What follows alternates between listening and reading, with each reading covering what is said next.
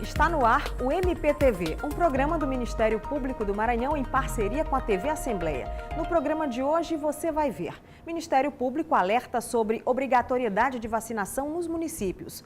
Nas ruas da capital, a população pergunta e o MP responde. Você vai saber o que foi destaque essa semana no Ministério Público do Maranhão e ainda a importância do georreferenciamento para planejar as ações de combate à criminalidade. Está no ar o MPTV. A tecnologia do georreferenciamento vem contribuindo em algumas partes do país para aperfeiçoar as ações do sistema de segurança pública. São mapas que geram diagnósticos e análises que servem de base para planejar as ações de combate à criminalidade e identificar a localização exata, por exemplo, das ocorrências de homicídio, assalto, furto, tráfico de drogas e apreensão de armas de fogo. O Centro de Apoio Operacional Criminal tem trabalhado nesse projeto e quem nos dá os detalhes agora é o promotor de justiça José Cláudio Cabral Marques, coordenador do CAOP-CRIM. Seja bem-vindo ao MPTV. Obrigado. Promotor, é uma tecnologia que vai ajudar bastante no controle da criminalidade, né? Luciana, há algum tempo o Ministério Público Estadual, através do CAOP-CRIM, ele utiliza duas estratégias de trabalho, que é a articulação com os órgãos de segurança pública, que nós não podemos realizar um trabalho isoladamente. Se assim fizéssemos, nós não conseguiríamos um resultado positivo, exitoso. E, de algum tempo também para cá, nós começamos a utilizar bastante tecnologia para controle, prevenção e diminuição da criminalidade. Nós estivemos no estado de Santa Catarina, e o Ministério Público Estadual de Santa Catarina, ele tem uma parceria muito importante com a Polícia Militar, com a Secretaria de Segurança Pública, no georreferenciamento. Já na administração do Dr. Gonzaga, nós trouxemos esse colega, que é o Dr. Jader, para cá, para São Luís, para começar a expor esse trabalho, como é que eles fazem todo o mapeamento da cidade. Para isso é necessário uma plataforma chamada ArcGIS, né?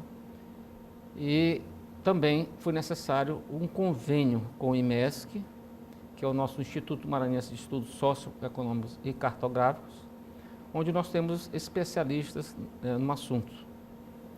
E daí nós começamos as tratativas. Fechamos um termo de cooperação há 2 anos atrás e começamos a trabalhar na questão do mapeamento na criminalidade primeiro, como projeto piloto da ilha de São Luís. Sim. Porque a gente não tinha os dados de todo o estado do Maranhão.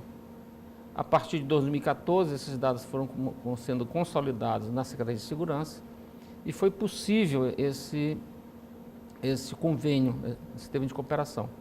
Então, desse termo de cooperação, participam a Prefeitura Municipal de São Luís, a Câmara Municipal de São Luís, o Ministério Público, a Secretaria de Segurança e o IMESC, né? O que é um georreferenciamento, né? Para que as pessoas entendam melhor o que é isso, né? Eu posso georreferenciar um rebanho bovino, eu posso georreferenciar doença, eu posso georreferenciar queimadas. Então, eu tenho a plataforma e aquilo que me interessa, eu vou poder mapear, né? Então, nós iniciamos o mapeamento da grande ilha de São Luís, são 4 municípios, né? Sim. Primeiro com a metodologia CVLI, crimes violentos, letais, intencionais, ou seja, homicídio, lesão corporal seguida de morte, latrocínio ou qualquer outro evento criminoso que tenha o resultado morte, né?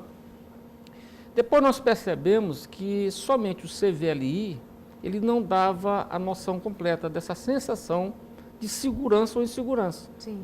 Porque, por exemplo, se eu começo a dizer que há uma redução de homicídios na grande ilha de São Luís, você pode dizer para mim assim, mas essa não é a sensação que eu tenho. Mas por quê? Porque um amigo foi assaltado, porque eu fui assaltado. Eu tive notícia na imprensa, né, de um assalto, de um estupro. Então a gente avançou mais um pouco. Nós começamos a usar uma segunda metodologia aliada àquela primeira. Então nós começamos a utilizar CVNLI, ou seja, crimes violentos não letais intencionais. Aí eu pego toda a criminalidade violenta, Sim. que são o estupro, a lesão corporal e o roubo, né? Então você tem aí um conjunto de crimes que te dá exatamente essa sensação, né, de segurança ou de insegurança. Né? Então, nós avançamos, nós estamos num processo bem adiantado, né? Nós temos todo o mapeamento da Ilha de São Luís. Tem uma coisa muito interessante que o IMESC começou a fazer, que se chama predição, né? Que vem da palavra, quer dizer, predizer, quer dizer, é uma expectativa, é uma previsão. Então, hoje o IMESC ele já pode dizer onde provavelmente tais crimes vão acontecer. Primeiro eu mapeei, depois agora eu posso criar estratégias de trabalho. Então, para que serve o georreferenciamento de crimes? Ele serve, né, no primeiro momento, para os órgãos de segurança. Né? Você pode aliar, por exemplo, a plataforma do CIOPS com a plataforma do georreferenciamento. E hoje, inclusive, o CIOPS já usa, isso é informação do Coronel Vaz e dos workshops que nós fazemos, já a plataforma da monitoração eletrônica de tornozeleiras. Quer dizer, você tem 3 plataformas de mapeamento de crimes. Né? Então, isso é um passo. O segundo passo, que também é muito importante, é o diagnóstico criminal. O que é o diagnóstico criminal? Eu não posso estar apenas criando estratégias de repressão ao crime. Eu tenho que saber as causas. Então, o diagnóstico é que vai dar para a gente, isso é uma análise socioeconômica, não é? Do local. Eu vou exemplificar que fica melhor. Sim. Por que a cidade olímpica é um dos bairros mais violentos da grande Ilha de São Luís? Por que o Coroadinho é um dos bairros mais violentos de São Luís? Então, você tem que saber o que acontece, o que está faltando ali ou está em excesso. Sim. Ou você pode chegar à conclusão que a política pública que está sendo empregada ali está errada, não é adequada para o bairro. Por exemplo, eu tenho notícias, tenho acompanhado que o Coroadinho recebe políticas públicas, mas talvez não haja um diálogo com a comunidade. Será que é isso que eles querem? Será que isso é que precisa para que o Coroadinho reduza a criminalidade? Então, esse diagnóstico criminal, ele faz essa análise socioeconômica e possibilita, por exemplo, o Ministério Público a encaminhar propostas de políticas públicas para a Secretaria de Educação, de Habitação, que é das cidades. E esses dados são provenientes de onde? Os dados que vão em relação à esse criminalidade vêm Sim. da Secretaria de Segurança Pública, também encaminhado pelo Ministério Público, e vão para o IMESC. O IMESC faz o georreferenciamento. Sim. Né? As análises também são feitas dentro do IMESC. O que nós estamos tentando avançar, talvez eu possa falar agora, né? Por exemplo, nós estamos procurando já parcerias com outras instituições que estão lá na frente. Né? Eu estive ainda no mês passado, no mês de julho, em São Paulo. Eu estive lá na USP, a Universidade de São Paulo, e estive numa reunião no Núcleo de Estudo da Violência, com as pessoas que produzem uma série de mapas da violência, está até agora no G1. Né? Então, exatamente você pegar um upgrade, né? Você dá um salto, você não pode... já andou bem com as nossas próprias pernas. Está na hora de fazer mais articulação também, que a gente possa, né, ter assim, um impulso maior, uma noção maior de que eles já estão lá na frente. Porque assim, quando eu trabalho com CVNLI e CVLI, eu estou pegando um grosso da coisa. Eu acho que está na hora da gente começar a fazer uns recortes. Né? O primeiro recorte que foi feito agora, já dentro do IMESC, é Mulheres pela Paz, né? Que é só sobre a violência contra a mulher na grande Ilha de São Luís. Né? Isso já está disponível. Se você acessar na internet, Mulheres pela Paz, está lá. É o projeto Francisca das Chagas, é uma homenagem a uma ativista lá de Miranda do Norte, uma negra, né, feminista. Então foi batizado com esse nome. Então a gente pode fazer recortes sobre a criminalidade dos jovens, dos negros, e aí você vai tentando montar um cenário e interpretar melhor a realidade. Acho que a gente não pode... tem uma frase do Einstein que eu sempre repito, né? É assim, não faça o mesmo se você quer resultados diferentes. Nós estamos tentando fazer diferente. Né? Não só propor mais policiais militares, mais policiais civis, né, delegados, mais promotores. Não, a gente tem que interpretar as causas da criminalidade. O senhor falou que esse georreferenciamento está praticamente pronto. Existe uma previsão de que seja lançado ainda esse ano? Pois é, ele está pronto. Ele ficou praticamente concluído agora no mês de julho.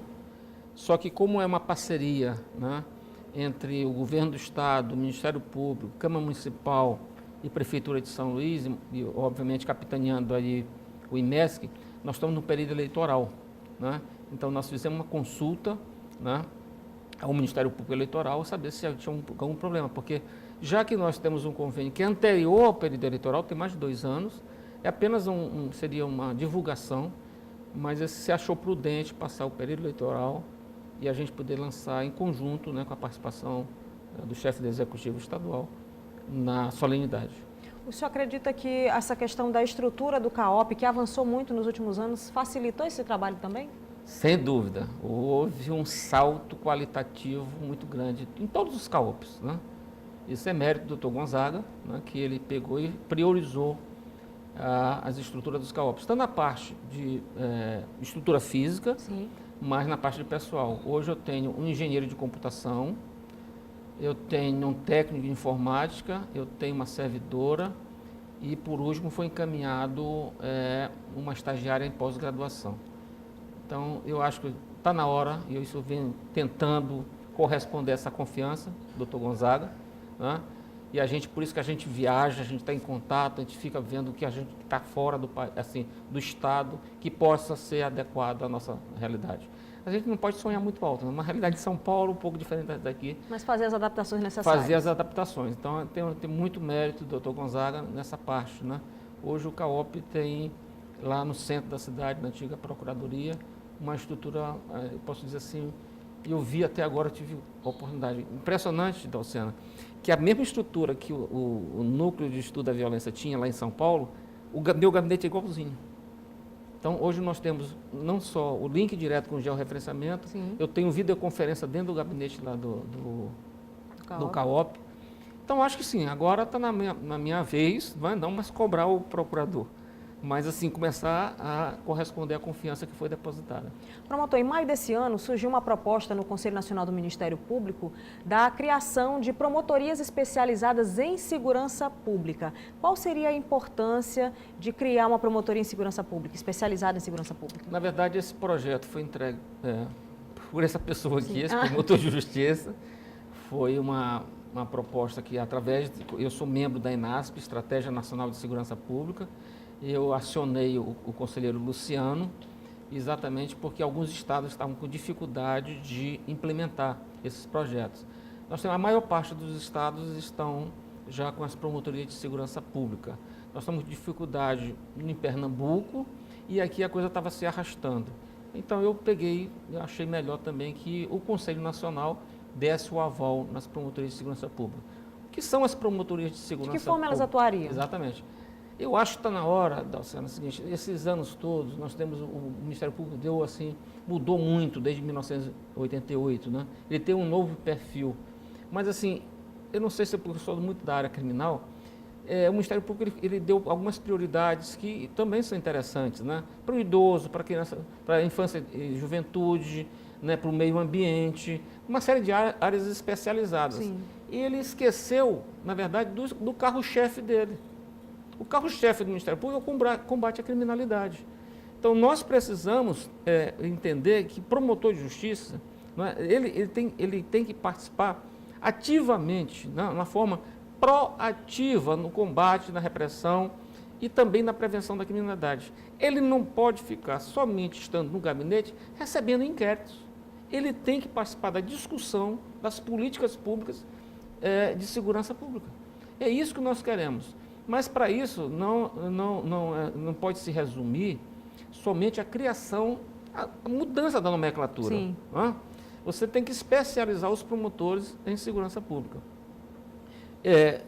Dentro desse projeto das promotorias de segurança pública, há um capítulo só destinado à especialização, uma pós-graduação em segurança pública. Ou seja, todo aquele trabalho que se faz quando se participa, por exemplo, das academias de polícia, tanto civil ou militar, nós temos que participar. Promotor, sempre desculpa a sinceridade, promotor entende muito direito penal, processo penal e execução penal.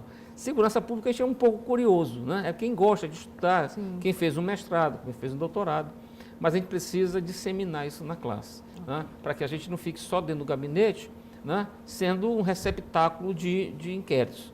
saber o que está acontecendo, o que pode ser feito, né? Então, a gente vem traçando várias estratégias, né, de trabalho. Outra questão importante é um trabalho em rede que está sendo realizado. Nós temos hoje uma aproximação muito grande com, por exemplo, o Poder Judiciário através do núcleo, do grupo de monitoramento do sistema carcerário. Nós temos uma aproximação com a Defensoria, nós temos uma aproximação com a Polícia Militar, com a Polícia Civil. Então, várias ações, elas são integradas, a segunda palavra-chave de ordem dentro do CAOP, integração. Você não pode ser uma ilha, né? Não pode ser arquipélagos, né? Uma ilha dentro de um arquipélago que você não se comunica, que não se fala, que não discute, né? Então, a Promotoria de Segurança Pública é isso, ela quer se inserir nessa discussão das políticas de segurança pública. Promotor de Justiça José Cláudio Cabral Marques, coordenador do Centro de Apoio Operacional Criminal, muito obrigada pelos esclarecimentos aqui no MPTV. Eu que agradeço a oportunidade de divulgar nosso trabalho e agradecer publicamente o apoio que vem recebendo do Procurador-Geral de Justiça. Ok. Qual a diferença entre aterro sanitário e lixão? O lixão é uma ilegalidade, é um crime previsto no artigo 54 da Lei de Crimes Ambientais, ou também no artigo 56, conforme as circunstâncias. Lixão é uma ilegalidade, ou seja, é um despejo de resíduos sem nenhum tratamento. Aterro sanitário é um equipamento público de engenharia que tem um manta de impermeabilização e outros equipamentos na sua construção que impedem a poluição ou pelo menos a reduzem significativamente. Saiba o que foi destaque na última semana no Ministério Público do Maranhão. Foi realizado na Procuradoria-Geral de Justiça esta semana o evento público regional da Estratégia Nacional de Combate à Corrupção e à Lavagem de Dinheiro, ENCLA. A ação teve o objetivo de discutir propostas para a elaboração do Plano Nacional de Combate à Corrupção. Dados do Tribunal de Contas da União apontam que o Maranhão é um dos estados mais corruptos do Brasil. 10% dos acórdãos do TCU se direcionam contra gestores ímprobos maranhenses. Os participantes apresentaram 38 sugestões concretas de enfrentamento à corrupção nos eixos prevenção, detecção e punição. O encontro foi realizado na sede da Procuradoria-Geral de Justiça do Maranhão e reuniu autoridades, agentes públicos e a sociedade civil para discutir e elaborar estratégias de combate à corrupção. O evento foi organizado pela Estratégia Nacional de Combate à Corrupção e à Lavagem de Dinheiro. A ideia é construir um plano nacional de combate à corrupção. Cada região, cada localidade tem uma determinada particularidade e são riscos diferentes que demandam medidas de combate à corrupção também diferentes. E a sociedade é quem está mais presente, quem mais sofre com os atos de corrupção e lavagem de capitais, porque são aquelas políticas públicas que não são executadas. Então, por conta disso, nós buscamos com essa iniciativa ouvir as demandas locais, né, de todas as regiões do nosso país, para que possamos, de uma forma homogênea, tratar de questões de acordo com a necessidade que ela demanda, né, para que haja uma maior eficácia no combate à corrupção, que as medidas sejam verdadeiramente completas. A construção do plano terá como referência o diagnóstico dos trabalhos já realizados. Entre as propostas de combate à corrupção já elencadas pela sociedade civil estão capacitação de gestores públicos, limitação de cargos comissionados, critérios de provimento de cargos públicos, existência de canal de comunicação e capacitação da sociedade para atuar no controle. São Luís é a 4ª cidade a receber a audiência. Anteriormente, o evento passou por Curitiba, Belém e Brasília. Antes da plenária final para a aprovação do plano prevista para o final do ano, a ação ainda será realizada em Belo Horizonte. O Ministério Público do Maranhão realizou um treinamento sobre monitoração eletrônica, direcionado para promotores de justiça criminais da capital e assessores das promotorias de justiça.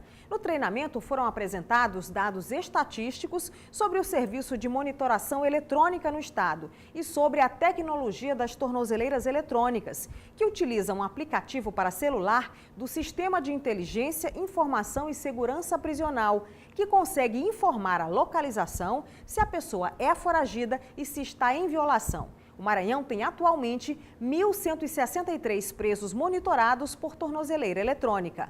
Estas e outras notícias você confere no nosso site www.mpma.mp.br. Vamos para um breve intervalo. No próximo bloco, o Ministério Público alerta sobre obrigatoriedade de vacinação nos municípios. É um instante só.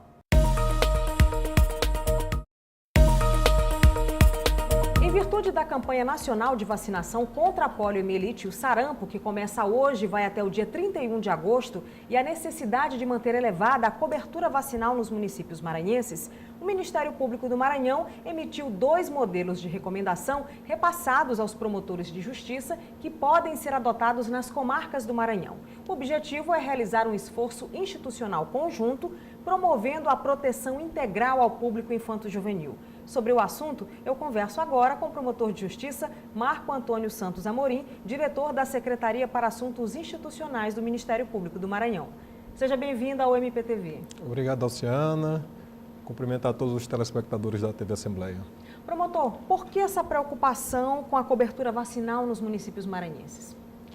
Bom, doenças que até bem pouco tempo atrás eram consideradas erradicadas pelo Ministério da Saúde, pela Organização Mundial de Saúde, voltaram a assombrar os brasileiros, né? Exemplo do sarampo e da polio, né? Com centenas de casos, só de sarampo já ultrapassamos 1.000 casos, 1.000 ocorrências, algumas mortes, principalmente no norte do país.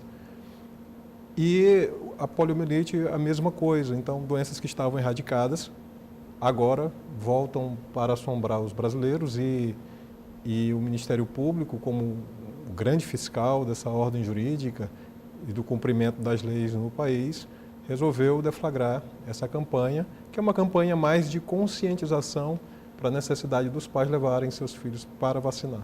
E o que diz a lei sobre essa proteção às crianças e adolescentes nessa seara da imunização? O Estatuto da Criança e do Adolescente, ele diz que é dever da família, é dever da comunidade, é dever da sociedade e do poder público garantir com prioridade absoluta os direitos inerentes à vida, à saúde, à educação, etc., das nossas crianças e dos nossos adolescentes. O mesmo Estatuto da Criança e do Adolescente prevê a obrigatoriedade de vacinação das crianças sempre que for recomendado pelas autoridades sanitárias. Então, é com esse respaldo legal, que prevê inclusive punições para os pais que deixarem, que forem omissos, né, nesse dever. Que negligenciarem essa vacinação? De negligenciarem, inclusive há a previsão de punição que varia de 3 a 20 salários mínimos. Mas a intenção do Ministério Público, o foco do Ministério Público não é a punição. A gente trabalha efetivamente com a conscientização, a necessidade de que os pais tenham esse maior zelo, né, pelos seus filhos. A gente não quer chegar ao ponto de ter que punir, que o trabalho de conscientização seja realmente suficiente para que a gente possa, mais uma vez, erradicar definitivamente essas doenças do nosso país. Promotor, o Centro de Apoio Operacional da Infância e Juventude, ele emitiu nesses 2 modelos de recomendação e repassou aos promotores de justiça nas comarcas de todo o Maranhão. Então, cada promotor na sua comarca é que vai orientar os conselheiros tutelares, os prefeitos nesse aspecto também, né? Exatamente. O nosso Centro de Apoio Operacional da Infância e Juventude, que hoje é coordenado pela colega Alessandra Darubide, da comarca de São Vicente Ferre, encaminhou aos promotores de justiça com atribuição na área de infância 2 modelos de recomendação a serem encaminhados. Um para prefeitos e secretários municipais de saúde e outro destinado aos conselhos tutelares. Nesses dirigidos aos prefeitos, aos gestores e secretários de saúde, algumas das cláusulas, algumas das recomendações são bastante interessantes, como, por exemplo, a necessidade de que, quando o pai for fazer a matrícula dos filhos na escola, ele apresente a carteira de vacinação devidamente preenchida, né, com as vacinações todas em dia. Uma outra recomendação importante é que as hipóteses em que os pais se recusarem a vacinar os filhos, que o Ministério Público seja notificado dessas hipóteses para as providências cabíveis. no que tange aos conselhos tutelares, que eles façam exatamente o acompanhamento dessa política, desse plano que deve ser elaborado pelos municípios para divulgar e vacinar as crianças. E o Ministério Público também vai ficar atento a esse planejamento mínimo das prefeituras em relação à vacinação, né? Exatamente. Inclusive, além dos modelos de recomendação, foram encaminhados modelos de portaria de instauração de procedimentos administrativos para que o promotor de justiça, a promotora de justiça, acompanhe via procedimento administrativo como está se desenvolvendo esse plano a ser elaborado e executado pelos municípios. Promotor, alguns conselheiros tutelares fazem, no interior, por exemplo, algumas visitas domiciliares. Ao identificar um problema como esse, onde há uma omissão ou uma negativa por parte dos pais em imunizar essas crianças, a recomendação é procurar realmente o Ministério Público e oficializar a denúncia, né? Exatamente. É que esses casos de omissão sejam imediatamente comunicados ao Ministério Público. Existem algumas hipóteses de aplicação de medidas que o Conselho pode fazer diretamente, né? As mais graves, obviamente, ele não pode, como a perda do poder familiar, Sim. perda ou suspensão do poder familiar, que somente através da via judicial.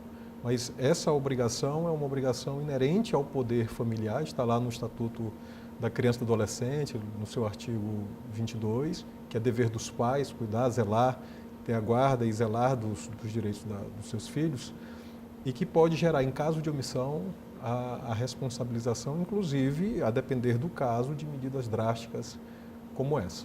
A iniciativa do CAOP faz parte também da campanha que o Ministério Público iniciou também nas redes sociais de conscientização sobre a importância dessa vacinação? Exatamente. A ideia do Ministério Público é trazer aos pais essa conscientização da necessidade de se zelar pelo direito à saúde da criança, né? E esse é um direito que é da criança, é um dever que é dos pais e dos poderes públicos, mas é também um direito difuso, porque todos nós que vivemos em sociedade, em comunidade, temos o direito de não estarmos expostos a doenças que até bem pouco tempo atrás eram consideradas erradicadas do nosso país por conta da negligência de quem quer que seja. Então é um direito difuso também da sociedade não ser prejudicado, contaminado com doenças que até pouco tempo atrás estavam erradicadas. Então são 3 peças, né, que foram distribuídas nas redes sociais, com uma linguagem bem adaptada à realidade local, focado na criança, no pai, com muitas cores também, né? Exatamente, desenvolvido pela nossa coordenadoria de comunicação.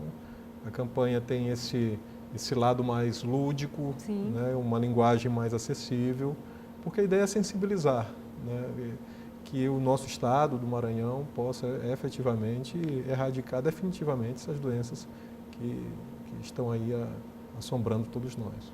O senhor também foi promotor na comarca de Santa Inês e desenvolveu alguns projetos nessa área de criança e adolescentes. Me fale um pouquinho a respeito desse trabalho.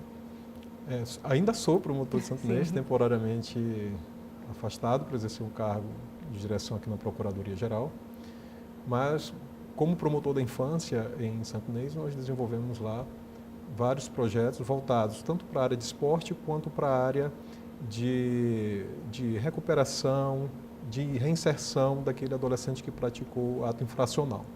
O esporte é importante nesse processo? É importante demais porque dá uma perspectiva para o jovem, né? Geralmente nos interiores a diversão do jovem é a ociosidade ou ir para bares e festas e entrarem cedo no mundo da bebida e da droga. Um exemplo que, inclusive, nosso projeto foi premiado pelo Conselho Nacional do Ministério Público, no Prêmio CNMP, que tratava exatamente do adolescente que tinha praticado ato infracional. Então, assim que nós detectávamos um adolescente apreendido, ele era inserido num projeto de autoconhecimento, onde ele tinha aulas de linguagem, ele começava a ler um livro, ele tinha que terminar um livro durante o curso, ele era inserido num curso profissionalizante e, mediante acordos com empresários da cidade, ele também era inserido no mercado de trabalho. Então, de 42 adolescentes que nós trabalhamos, desses somente 2 voltaram a praticar ato infracional, ou seja, a esmagadora maioria efetivamente não voltou para a prática delituosa. E detalhe que a grande maioria desses eram garotos, eram meninos que estavam, que haviam praticado atos considerados graves. E o índice de reincidência na cidade beirava os 90%. E a experiência desse acolhimento que é feito com o jovem, quando ele se sente acolhido e na perspectiva de uma oportunidade, de uma esperança, ele geralmente consegue agarrar e não volta para aquela realidade da qual ele saiu. O Ministério Público do Maranhão ele tem uma campanha muito interessante, uma campanha institucional que incentiva a leitura, né, em crianças e adolescentes e trabalha a prevenção de um tema muito relevante, que é o combate à corrupção. Esse projeto já foi desenvolvido em várias comarcas do estado do Maranhão. Na sua avaliação, qual a eficácia desse projeto que incentiva tanto a leitura como também previne a corrupção? É um projeto fantástico que foi iniciado pela colega Maria José, da comarca de João Lisboa, e que a instituição, a gestão do Dr. Gonzaga, abraçou essa campanha e já levamos, no ano de 2017, foram mais de 29 municípios, já foram mais de 40 mil jovens alcançados, porque nós entendemos que o país, se é verdade que o país só muda através da educação, então é através dos nossos jovens, das nossas crianças e dos nossos adolescentes que vão fazer esse país do futuro, é que a gente tem que iniciar esse processo mais fortemente de transformação. Então se trabalha na perspectiva da prevenção à corrupção, dessa pequena corrupção que está aí no nosso dia a dia e que muitas das vezes a gente incorporou na nossa conduta, as pessoas incorporaram nas suas condutas. E nem percebem, né? E não percebem, acham absolutamente normal praticar e acaba, por isso, aceitando com maior passividade as grandes corrupções que são praticadas pelo político. Então, condutas como atravessar um sinal vermelho, como furar uma fila, como pedir ao caixa do banco, que é seu amigo, para lhe dar prioridade em detrimento de outras pessoas que estão ali há bastante tempo. São dezenas os exemplos que a gente poderia citar e que muitas das vezes as pessoas praticam e já incorporaram aquela... É o famoso jeitinho brasileiro, né, que você está mencionando. O famoso jeitinho brasileiro, que, em outras palavras, nada mais é do que corrupção. Mas o que os políticos querem incutir nas pessoas é que sempre foi assim e que sempre vai ser assim, que nada pode ser feito para mudar, porque o Brasil e o brasileiro é corrupto desde a sua fundação, desde o seu descobrimento. E isso não é verdade e a gente tem demonstrado na prática que quando você trabalha na perspectiva da educação, alertando as pessoas para que aquelas condutas são indevidas e que se houver uma mudança de paradigma, a sociedade muda junto, a gente tem demonstrado que é possível mudar sim. Promotor de Justiça Marco Antônio Santos Amorim, diretor da CECINST, muito obrigada pela participação aqui no MPTV. Eu que agradeço. É verdade que todo detento recebe salário mínimo? Não, isso é um equívoco muito grande, né, que as pessoas têm com relação a essa questão. O preso não recebe em si, não recebe auxílio reclusão. O que recebe é aquele preso que na época da prisão dele tem estado associado ao Seguro Nacional, ou seja, inscrito no Instituto Nacional de Seguridade Social, e nessa qualidade, os dependentes dele poderão receber um auxílio moradia em decorrência para suprir essa falta dele durante a prisão. Mas é importante que se diga que para que isso aconteça é necessário que ele esteja em dia, né, com o seguro social, ou seja, esteja pagando efetivamente o seguro social, tá? E durante a sua prisão seja indicado o dependente para que possa receber esse seguro, que é o dependente quem recebe e não o preso. Você assistiu ao MPTV. Você pode ficar à vontade para participar do nosso programa com críticas e sugestões. O nosso WhatsApp é 991 14 6529.